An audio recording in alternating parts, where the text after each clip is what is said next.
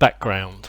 So I wanted to achieve this effect, this checkbox effect that I'd seen in a tutorial, and I thought, well, that looks good. And when I did a hunt, it was pretty clear to me that it was coming from a tool called textools, and that's these people here, and it looks great. And I looked down here and I saw this pattern here. I thought, that's what I need. And then I went on to GitHub and I saw that it had gone beyond this 1.3. It was on 1.5, and I installed that, and yeah, that was terrific, and I got that pattern that I wanted, and I was really pleased. And then to show the full process, I uninstalled textools and it still worked. I still had this pattern that I wanted. So then I went to my other machine that has 3.2. This is 3.3 I'm running on here.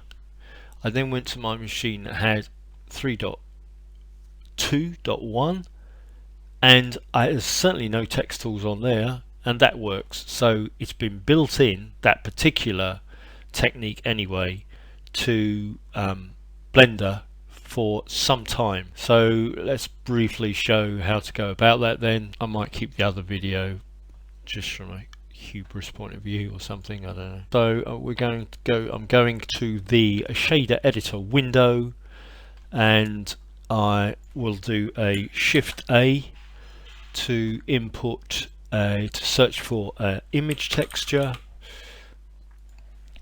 and put that there. By default 3.4 has pretty small dialogues, it seems to me. Stick that into base color. I haven't actually finished yet, so do a new. I will pick a UV grid. I will say OK. And I'll come up here, go to Z. Currently it's solid. Go to material preview, and there we are, without any use of any text tools. Text tools might be really useful for other stuff, but this is already built into Blender. Done.